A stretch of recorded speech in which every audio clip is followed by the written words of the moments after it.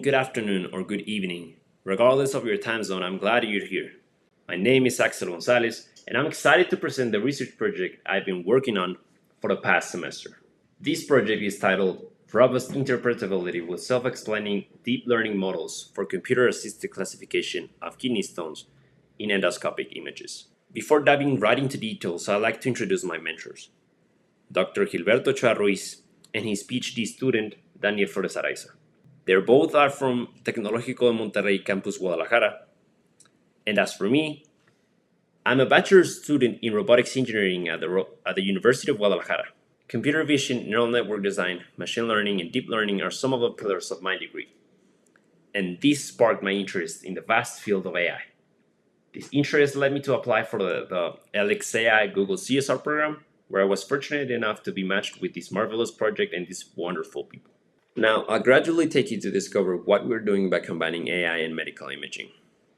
Artificial intelligence has become an integral part of our daily lives, revolutionizing various fields with its ability to analyze vast amounts of data. With the release of ChatGPT and other intelligent chatbots, everyone's attention has turned to AI. In medicine, the combination of AI and advanced machine learning techniques offers unprecedented opportunities to enhance diagnostic accuracy, improve patient outcomes, and streamline healthcare processes. AI-driven technologies are particularly transformative in medical imaging, where they assist in the rapid and precise identification of diseases. For instance, AI algorithms can classify medical images with exceptional accuracy, often surpassing human capabilities. This is crucial in areas such as radiology and pathology, where rapid diagnosis can significantly impact treatment decisions. But the lack of interpretability in these models presents a significant challenge. In clinical settings, it's not enough for a model to be accurate. Healthcare professionals must also understand the reasoning behind its predictions to trust and effectively use it. Our project then exemplifies the synergy between AI and medicine. By leveraging self-explaining models, we aim to develop an interpretable and robust system for classifying kidney stones in ex vivo datasets. This not only enhances diagnostic accuracy, but also provides valuable insights for clinicians, fostering trust and facilitating informed decision-making. There are various methodologies in which a computer can identify an object in a picture. But how does our model do it? The answer is part prototypes. They refer to distinctive parts or features of an object that can be used to help identify and classify the whole object. These part prototypes act as building blocks or templates that a computer algorithm can match within an image to recognize the complete object. For example, we're trying to recognize a car. Part prototypes might include the shape of a wheel, the contour of a window, or the outline of a headlight. By identifying and combining these part prototypes, the algorithm can accurately classify the image as a car. But not everything is always nice and neat. The model can fail. For instance, what if the model misinterprets the front of a car as an old-fashioned radio, like the ones our grandparents used to listen to music or the news?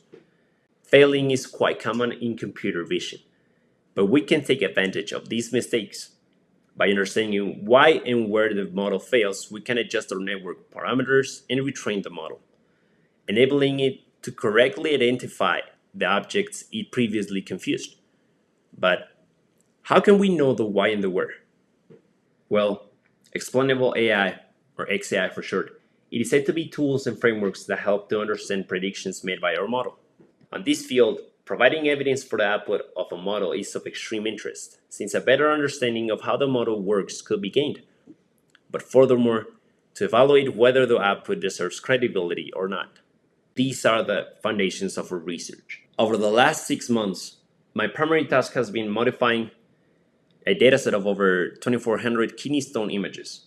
This involved using the image corruption Python package from the GitHub repository carrying the same name to apply various alterations to the images.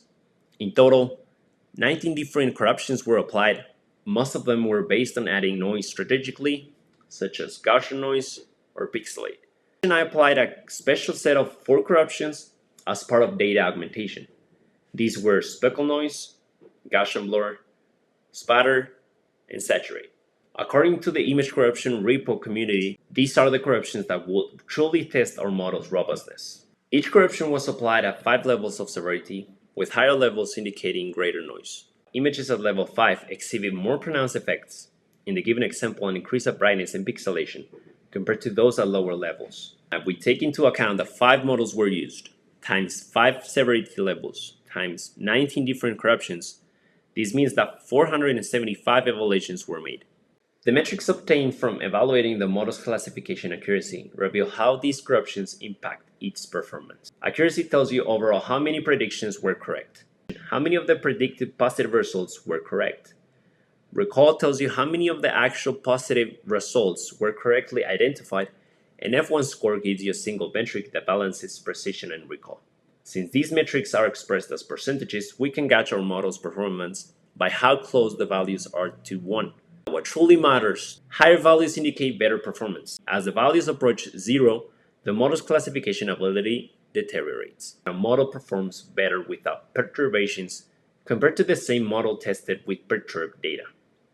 We can observe this by comparing the metrics obtained from testing the model with the original dataset and the metrics from testing it with corrupted datasets. Speckle noise at severity levels 3 and 5 in this case. Focus on the results and see how they decrease insignificantly as we apply corruptions. The reason for applying corruptions is to simulate real-world conditions where our model might encounter poor resolution images.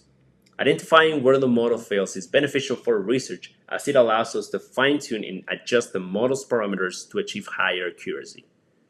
As part of my work in my mentor's console, I learned how to use MovaXterm to seamlessly connect a physical location with a virtual environment, enabling access to external memory.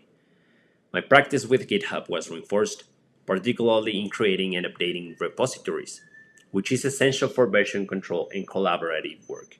I also gained experience in drafting a paper for a conference, academic writing, and the process of preparing research for publication.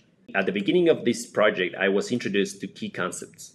We delved into deep learning theory, focusing on explainability and convolutional neural networks, providing all the foundational knowledge needed to understand the work done previously. I am very happy to have gained this experience early in my academic journey. I had the opportunity to network with fellow researchers, facilitating the exchange of valuable opinions and ideas that contributed to our work.